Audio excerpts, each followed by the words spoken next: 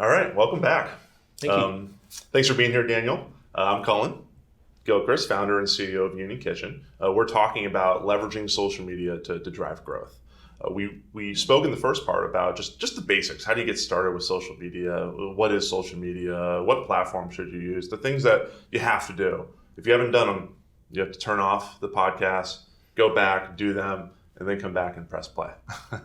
Cool. So for part two, we want to talk about that inorganic, the paid ads, and how to grow that.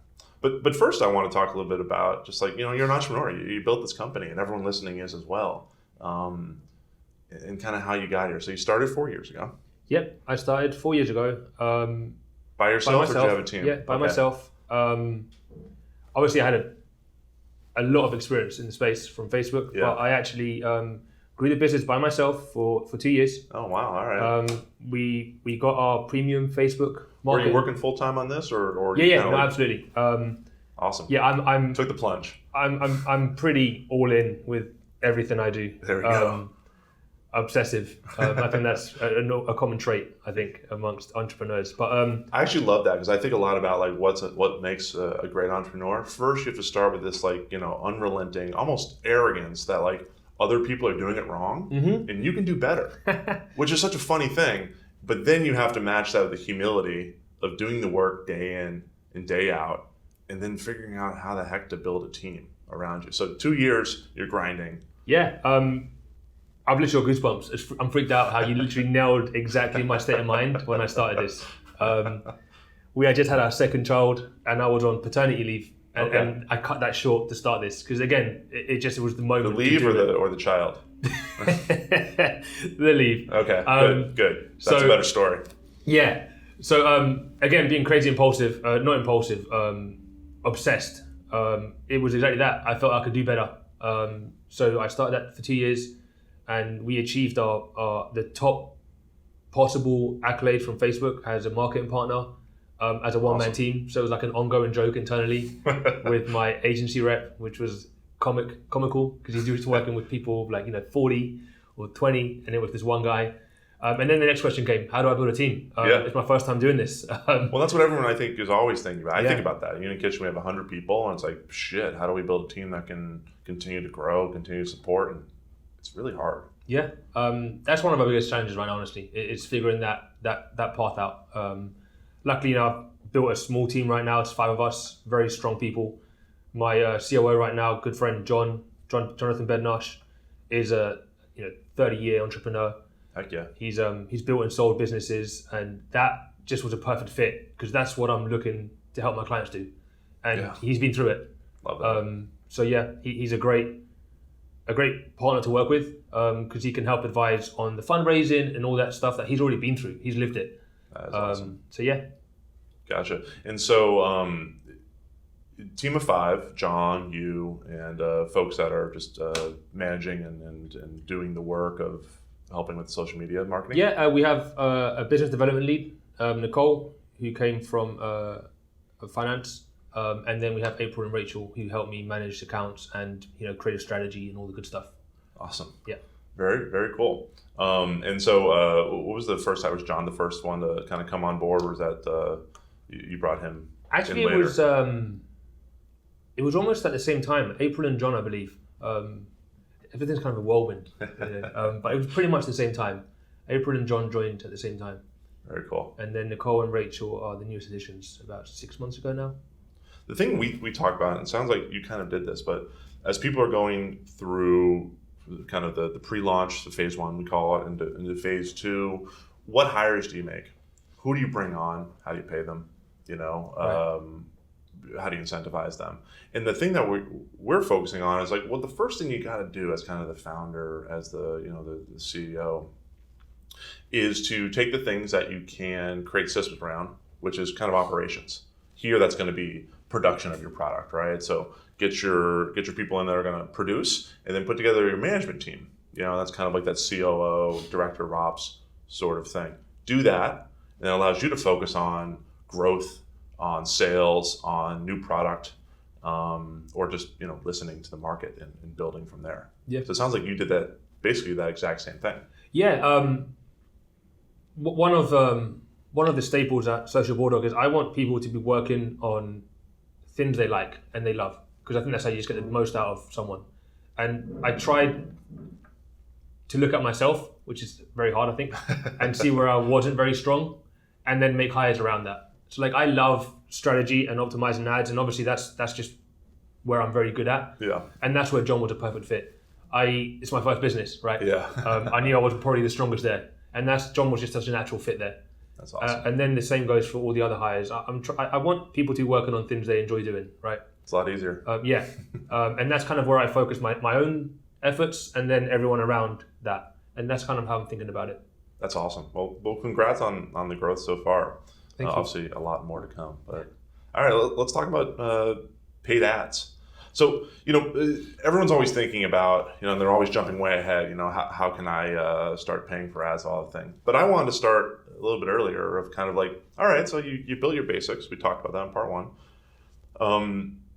Should you do paid ads? And if you should, when do you? Do I do that right away? Do I do that, when I do 5 million in sales? When do I start looking at paid ads as a way to drive growth in business? It's such a fascinating question. I think it ultimately boils down to the founder team or the management team of the company and what you're trying to do with paid ads. Yeah. I think the main goal of paid ads is to grow a business. And with that comes risk. And you have to assess that risk and also see if it's reasonable. I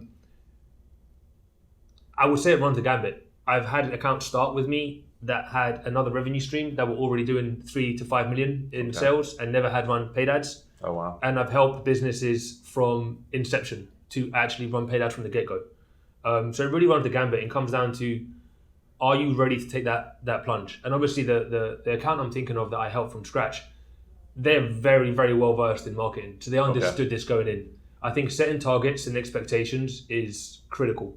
So that's important. First, what are your goals here? So Exactly. We're marketing broadly. You've got every type of marketing you do. But then within social media marketing, why are we here? Mm-hmm. What's the goal? Is there an outcome we're going for? You got to start with that. Yes. And that should really, honestly, in my opinion, be growth. What kind of growth are you trying to achieve? And Well, that's good too. What type of growth? Yeah. Sales, eyeballs, I don't know, something else. Yeah. I mean, as an early stage company, you will likely not have the ability to look at anything other than sales, right? It's going to be bottom line revenue. But then even within that, setting expectations on what to expect. Expecting $1 out for $1 in from the moment you start is just not realistic. You have to be able to assign a test budget. Yeah. Something that you're willing to spend, knowing that this is how you're going to grow your business long term, and understanding that there's no guarantee when you get started. That's one of the biggest misconceptions. I'm going to spend $1 and I'm going to make maybe 50 cents, or I'm going to make $2 back. That could be the case, but you shouldn't expect it. Hey, we're feeling good. Our product's awesome. We're going to spend $5,000 a month on ads, and we're going to sell $50,000 from that, and we're going to crush 2021. Yeah, I mean, if only. Yeah. I mean, there's goals. If we could figure that out, we'd be doing great between us. I have this saying around that, silly cliche, I don't own a money tree, right? We know how this thing works, but it takes time. You can buy a money tree. It doesn't have money, but it takes time, and it's a learning process. And you have to set an expectation. You can obviously set goals I want a 6x return. Probably I would tell you that's unrealistic, but you can have goals and you have to have expectations, which are two different things in my mind. We will aim for this 6x return. By the way, that's actually a really high number. Yeah. You can aim for this realistic goal, but you also have to have the expectations that if I've never run paid media, there's no guarantee here. You have to understand that and assign a budget to test, and understand that this has risk to it. Yeah. There's no guarantee. So it's almost thinking about your maybe your long-term goal, and then understanding kind of the stages to get there. Your first stage is just listen, we're going to put this budget, maybe it's a couple grand, and that's just a test, and it's to understand the baseline. Where is the brand right now? What is our potential for reach?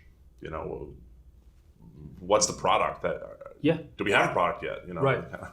Yeah, so one exercise we do with all of our clients, no matter the size, when they first start with us, is work with them to figure out what we call a break-even ROAS number, a target.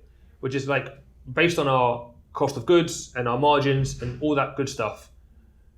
What is my break-even ROAS if I acquire a new customer today? And from there, work backwards. Well, and let me be that guy. What is ROAS? ROAS is return on ad spend. Return on ad spend. Ad spend, yeah. So if I put a dollar in and I drive $3 for that $1, that's a 3x return. So 3x ROAS. 3x ROAS. Awesome. Realistically, your break-even ROAS is going to be somewhere in the 1.2 to 1.6x return, depending obviously on your margins, but somewhere in that range. And that is essentially, that's critical to understand the next question, which is how much budget do I need to test this platform? Yeah. Because one of the super important things about Facebook and all of these platforms is that they are a learning algorithm. They all work essentially the same way. Most engineers jump around and rebuild the same platform, essentially. Yeah. Which means that it needs data to understand what we're trying to market and who's likely to buy it. Mm-hmm. And to do that, it needs, the more data, the better with any algorithm. So you need to make sure you've set aside enough budget to drive meaningful volume to understand if these results are actually scalable or sustainable. Yeah. And to do that, you need the break-even ROAS to then back into... You need a goal. A goal. How do you go against that goal? Yes. Nice. Awesome. And one interesting thing is that volume. Determining a minimum volume that makes sense is very, very challenging. It's almost like how long is a piece of string. I would say something in the region though, you want to have a budget that can drive somewhere in the region of 50 sales a week from those ads alone. And that's pretty daunting. Yeah. If you don't have that, it's not the end of the world, but understand that these results might be very volatile. And you have to, again, set expectations. Understand that if your budget can't adhere to these kind of criteria, you're going to be more volatile. Yeah. So you really have to allocate a budget you can almost walk away from, because your day-to-day volatility is going to be up and down, up and down. Because there's just not enough signal being pumped into these algorithms to find a baseline. And as long as you understand that going in, you can go in with $100 budget a day, if that's all you can afford. But understand that it's going to be more volatile than spend it up. Gotcha. So the more you're able to spend, the cleaner your results are going to end up being. Yes, even if testing. Yes, I love the way you phrase that. Even if they're bad results, they're still going to be cleaner, right? Well, that's all you want. Yeah. I mean, you want from this process, and we talk about this all the time, product market fit. Yeah. It's you don't force product market fit, you listen for product market fit. And you guys, I use the word signal, you're going into this marketplace of social media and finding what works, what doesn't work, how to optimize, and I guess in some cases that it just doesn't work. Sometimes, or the current structure doesn't work. One thing we do a lot with our accounts is over time we dive in and really try to understand your business to help you figure out how we can make this work. Whether that means new product bundles or offers or strategies to make Facebook work for you. Yeah. So just because the first test run doesn't work doesn't mean that you can't leverage Facebook in a way that helps you grow your business sustainably. Just this current structure might not be the right way to approach it. And CPG is actually a really great example of that. It's very hard to convince someone to try a new product they've never tasted for the first time through paid ads. Yeah. Yeah. That's why stores still work a little bit. Absolutely. Well, so we talk a lot about, we have our stores, and we built Union Kitchen stores for the purpose of understanding, will customers try this product versus anything else they could have, versus Coke, Doritos, a natural product, whatever it is. Will they try it? And then 2, will they come back and try it again? And it's so natural for people to come in and taste food, right, in a physical setting. The online world is different. And so you have to get people to, engage in that kind of tasting, that testing with kind of a bigger all-in cost, right? Because they have to buy a full thing or a case or something. I mean, that's got to be a lot more challenging. Yeah, and I think we're going to touch on this in another part, but we help you figure that out and think about things in a more creative way. So the biggest barrier to a CPG is exactly that. Buying a pack of 16 bags that you've never tried is kind of a big barrier to entry to a new brand. Yeah. And we help you figure out the economics of how to do that in a more consumer-friendly way. I think I've done that where I've bought like the case and you have one, you're like, well, what do I do? Yeah. I just bring it to the office, put out, right, see what happens. Doing that at mass scale is not going to really work. No. Yeah. Yeah, you can't rely on You're that. not going to convince millions of people to buy huge cases for the first time. Okay, so you've kind of got your long-term goal. We talked about that, and you've got your testing phases. Do you think of kind of other phases to move towards that, or where people are spending more or spending less on ads to help them learn? Because learning is the outcome, right? Well, no, actually, I take that back. The outcome is growth of sales. Right. Learning is part of the phases of getting there? It's part of that process. Okay. I think it's funny, you talk about testing is where you start. You never really stop testing. Yeah. It's just you hopefully test less. Yeah.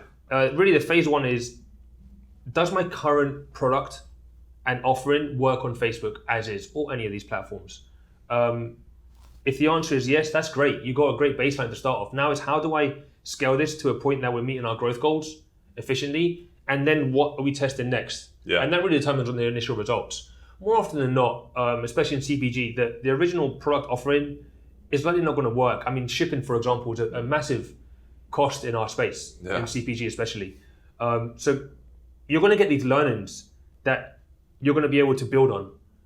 And the first goal is really get your testing budget to we call it Evergreen, which is like a process of whether it's hero products, because you might have many product lines, hero product, offering, promotion, something that's sustainable and is our core efforts on Facebook or any of these platforms again.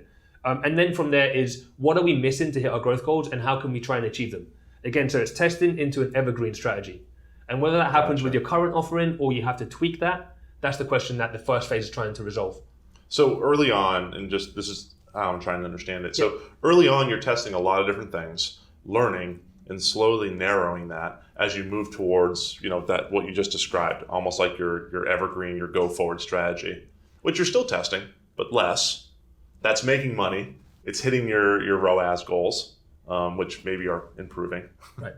And then you're thinking about what's next, or how you get more creative from there. Yes, to an extent. You mentioned at the start testing a lot of things, and that is actually there's two words that I would always try and keep front of mind when running marketing. Great. Is simplicity and balance. You can't test 10,000 things with $500 of money. It's just not going to get enough learnings into each one. Yeah. And likewise, simplicity is oftentimes key. And that goes across the board, whether it's your ad structure, which we can talk about later, whether it's your product offering, your discounting, simplicity is absolutely key. And actually, the culmination of my 8 years of work at Facebook was coined simplification. And that's carried through to, it seems to be a very strong word for me, and how I approach this is simplicity is better. Simple. And balance is important. You need a test, but if you test too much, they're not strong learnings. So you're spinning the wheels here, as opposed to actually learning anything meaningful. So there's a very, very delicate balance of the early testing phase to get to this evergreen stage. Yeah, I love that, because I'm glad that you said that and corrected what I said, because we think so much about simplicity. Again, it's overwhelming. Mm-hmm. As an entrepreneur, you have so many things to do. And it's a wonderful thing when the answer is no, do something simpler and you'll get a better return. You'll learn better. You'll get cleaner, clearer results. Yep. So absolutely. That's fantastic advice, because I think a lot of people are probably, drawn to do too much and then intimidated by that too much and then do nothing. Exactly. So do something, keep it simple, keep it consistent so that you can learn effectively from that. Yes. That's great advice. I love that. And it fits in with almost everything we keep learning. Entrepreneurship is about keeping it simple for you, for your team, and for your customers. Right. Let them learn from that. Okay. So we've talked a little bit about this, but there's two things I want to touch on. One was, we talked about ROAS, but are there other metrics? Are there other kind of terms that we should talk about and learn? And then the thing that I always think about is how are you using those to find your core consumer, right? And how do you align towards that? Yeah, I mean, so if we look at the target, the KPIs, I should say, from a high KPIs. level, your metrics, your target metrics. So if we look at ROAS, that's probably the North Star, and especially in this current environment after the Apple changes in OS 14, that has made platform reporting very, very challenging, which is a whole topic in itself. Basically, the ad platforms aren't able to report as well as they once were. So even today, more than ever, a more simplistic, holistic view of performance is required. So when we talk about ROAS, most of our accounts, we're actually now starting to look at gross revenue in Shopify or the e-commerce platform divided by ad spend. So we're not even looking at the in-platform stuff anymore. We're looking at a more holistic view of this. So your overall, regardless of how the traffic got there, exactly, is growth coming in your revenue. Yeah, I mean, and this that's what matters. For sure. It's somewhat nuanced. I mean, most of our accounts and most businesses out there are heavily invested in one ad platform. Like on Facebook, for example, is likely going to be more than 80% of your ad spend, which means that you can safely assume most of the traffic and most of the sales are probably being driven by that platform. But again, just looking at it holistically is important. And then we have other accounts. Again, it all goes down to balance, your balance of risk. Some accounts want to look at first-time revenue divided by sales rather than repeat revenue. Yeah. And take that out of the equation. So it becomes very, very customized to how you feel you want to measure this. So that's on KPI, on the ROAS setting. Then you obviously have other metrics that if you're running the media yourself, or if you have an agency like ourselves, you probably don't want to worry about it as much. But oftentimes you're looking at CPA, which is cost per acquisition. Yeah. Which is important. It's normally relative to ROAS, and it really depends on your product range. Yeah. If your AOV, if your product ranges are priced very tightly, CPA is going to correlate very linearly with ROAS, right? Yeah. But if you have the same. Yeah, exactly. But if you have a wide price range, your CPA is normally less linear, and you'll be careful. But CPA is one that we look at a lot because it's essentially how we bid within the platform. We actually bid on a cost per acquisition, not a ROAS target. Interesting. So it's kind of like a disconnect there, but it normally is very, very linearly correlated, those two items, those two KPIs. And then there's obviously much other granular upper funnel events that happen before a purchase that we look at. And if you're running media, you might want to look at like your cost of serving these impressions. Yeah. So your CPM, your click-through rates are important. And add to cart, for example. Seeing how the users are behaving and interacting with our ads and our ecosystem is super important. But that's more if you're managing the media rather than looking at this on a weekly and monthly basis. Because those upper funnel metrics are more indicators of where to tweak and optimize. Where is it working? Where is it not? Exactly. Where do you lose someone? Yes, but ultimately they all kind of play together, and the ultimate is money in, money out. Hey, that's a simple metric, right? Yeah. We talk about this a lot actually at Union Kitchen, and this is something we got from Amazon. But this idea of a proxy of success. Are there things that we look at that are a proxy of doing well, but are not doing well in and of themselves? And as we think about, well, you're growing a food or CPG company, what's success? Well, really, it's you got to drive revenue profitably or reasonably so. Right? And all these other things are awesome, but only if they drive revenue. Right. And so as you're kind of like, why am I here? What am I doing? What's my goal? We got to drive more revenue, however the heck we get there, whether it's eyeballs or it's direct, purchasing. But yeah, I do like that as the holistic metric. Just okay. Yeah. What's overall revenue?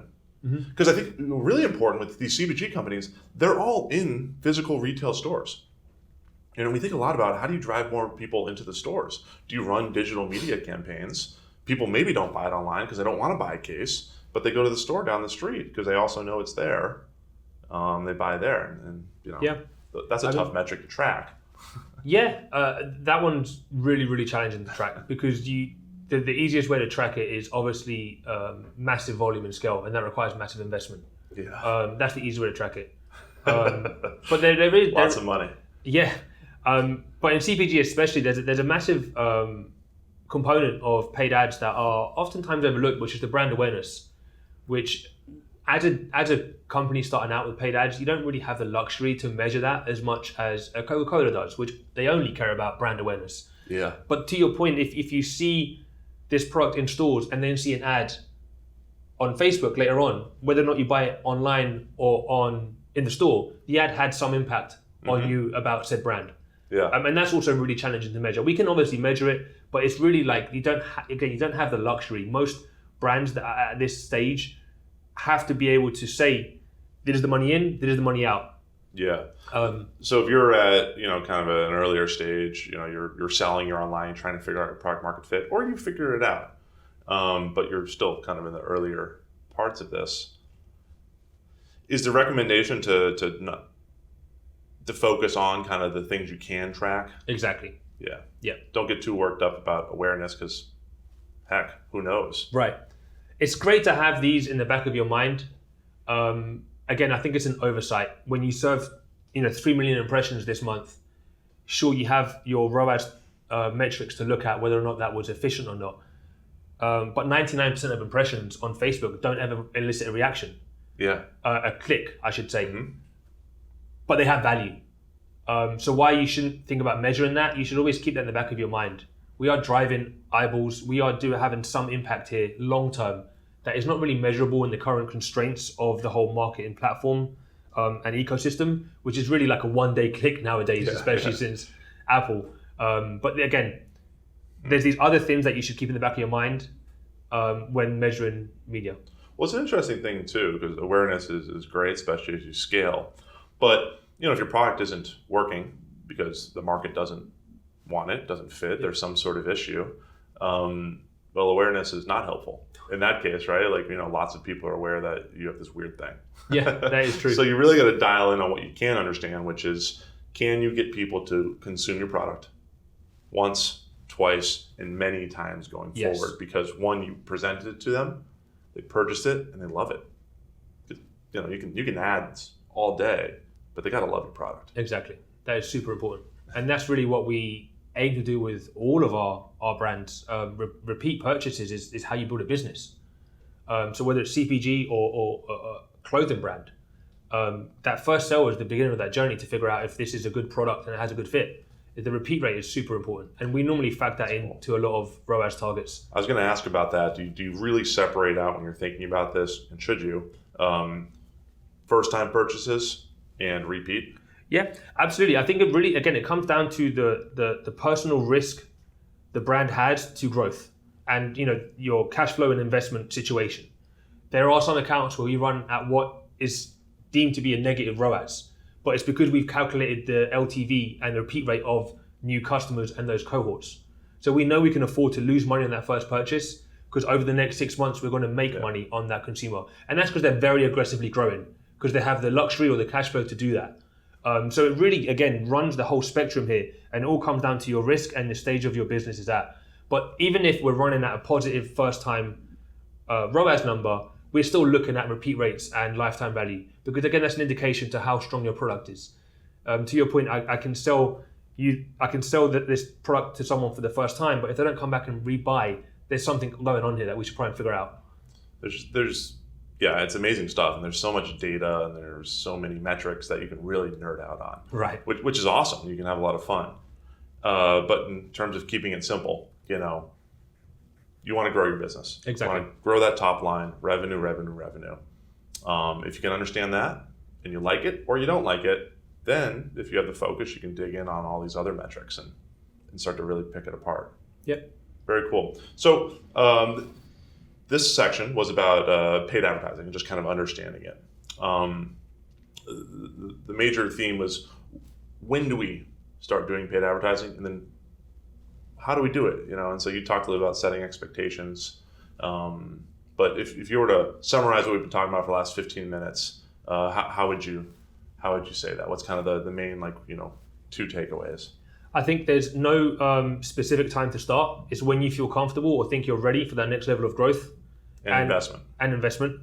And that goes into setting expectations and goals. I think you have to understand going into this, nothing anywhere is guaranteed. And there is a level of risk here when you get into this. So set the budget accordingly to what your risk is in this space.